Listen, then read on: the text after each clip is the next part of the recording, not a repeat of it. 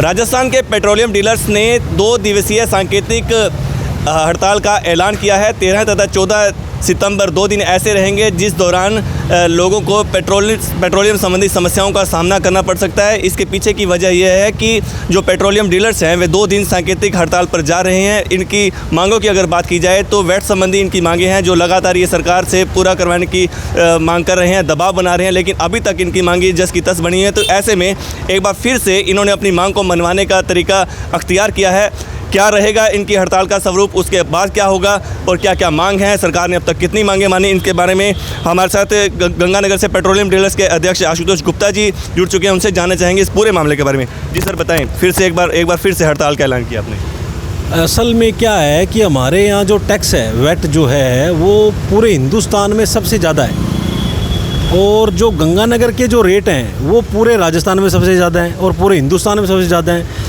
अगर हम जयपुर की बात करें तो वहाँ 108 रुपये पेट्रोल है।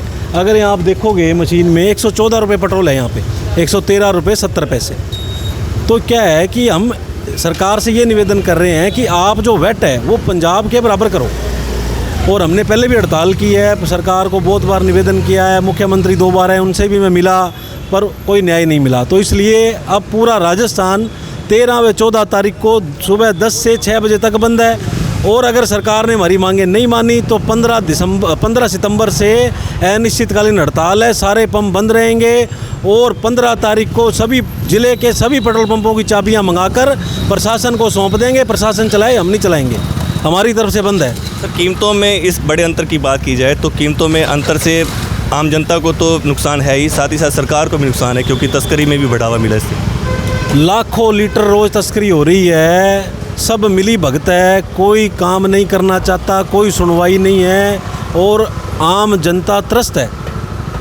और आम जनता के लिए ही हम लोग ये कर रहे हैं। हमारा भी इसमें स्वार्थ है, ठीक है, हमारा धंधा है, हमारा धंधा फेल हो गया। हमारे आज गंगानगर ज़िले में 20 पेट्रोल पंप बंद पड़े हैं। गंगानगर कर्णपुर रोड पे जाओ बंद है, गंगानगर नुबल कोट रोड पे जाओ बंद है, गंगानगर पदमपुर रोड पे जाओ 3 पंप बंद हैं, गंगानगर सूरतगढ़ रोड पे जाओ 1 पंप बंद है, गंगानगर से सादुल शहर जाओ पंप बंद है। आपके ज़िले में हर तहसील में पंप बंद है, क्या करोगे आप? नए पंप सरकारें लगा रही हैं, वैट आप बढ़ा रहे हो और हमारा धंधा मर रहा है। तो इसलिए हमारा बंद है, 15 तारीख से अनिश्चितकालीन बंद है। पूरे ज़िले के पंपों की चाबियाँ मंगाकर और प्रशासन को सौंपूँगा। सर, इस मामले में ये मामला हालांकि पहली बार आपने नहीं उठाया, पहले भी कई बार उठा चुकी हैं, लगातार उठा रहे हैं, तो क्या लगता है सरकार की मंशा क्या आखिरकार? सरकार की मंशा तो समझ में आ ही रही है, ये सब कुछ फ्री में बांट रही है और हमारे को कोई राहत देना चाहती नहीं।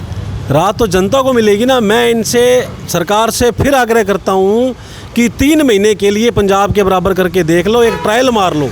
अगर आपका नुकसान हो जाए तो आप वापस कर लेना, कहाँ दिक्कत आ रही है बताओ? इसमें कहीं ना कहीं वैट कम करने से सरकार को राजस्व का फ़ायदा भी होगा। 100% फ़ायदा होगा। आप बात समझो, क्या है, मान लो आज वैट हमने बढ़ा रखा है तो हमारी सेलें नहीं है। अब क्या होता है कि अमृतसर से जो ट्रक चल रहा है उसने कांडला जाना है, वो अमृतसर से फुल होकर चलता है, फिर वो साधुवाड़े में भरवा लेता है, पूरा राजस्थान उसी टंकी से वो कवर कर लेता है। 2-2 टंकियाँ लगा रखी है सब ट्रक वालों ने, है ना। तो क्या है कि वो जो बीच में मान लो मेरा पंप है, मेरे पंप के बाद ढाबा है, कोई टायर की दुकान है, कोई मोबाइल की दुकान है, कोई कोल्ड ड्रिंक की दुकान है, वो भी तो नहीं चल रही ना, वो भी बंद हो गई। आपने सबको मार दिया। अकेला पेट्रोल पंप का आप व्यवसाय थोड़ी ख़राब हुआ है आपका, बाकी दूसरे व्यवसाय भी तो मर गए। जो नेशनल हाईवेज़ हैं उन पे जितनी दुकानें हैं, आप मेरे को एक भी दुकान बता दो जो वहाँ खुली हुई और कामयाब है। सब दुकानें बंद है आपकी, क्योंकि आपका ट्रक रुक ही नहीं रहा। आपके ढाबे फैल हैं, आपकी जो नेशनल हाईवे मोबाइल की दुकान है वो फैल है, आपकी जो राशन की दुकान है वो फैल है, आपका टायर का काम फेल है, काम ही नहीं है ना। आप देखो जाके नेशनल हाईवे पे क्या स्थिति है आपकी, कहाँ खड़े हो आप लोग? आप लोगों को पता ही नहीं है कि क्या हो रहा है। आप एक बार कम करके देखो, 3 महीने के लिए कर लो ना, हम तो कह ही नहीं रहे हमेशा के लिए कर दो, 3 महीने के लिए कम कर दो।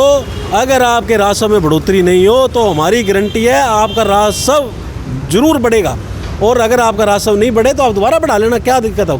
क्या दिक्कत क्या है? एक बड़ी बात इसमें यह भी आ रही कि जब से ये अंतर आया राजस्थान और पंजाब की दरों में, आप लोगों ने करोड़ों रुपया लगाया पेट्रोल पंप संचालन करने के लिए। अब जो स्थिति ये हो चुकी है, शहर में गली गली में इवन किराने की दुकानों तक में पेट्रोल बिकना शुरू हो चुका है। अब सर क्या है, ये एक तरह से सामाजिक बुराई बन गई। 15 रुपये लीटर का फ़र्क है। और जो चाय की दुकान वाला शाम को 300 रुपये कमाता था, वो आजकल 100 लीटर पेट्रोल बेचने लग गया। 100 लीटर पेट्रोल बेचते ही 1500 रुपये आ गए। उसका जीवन यापन बढ़ गया, उसका जीवन शैली है जो बदल गई।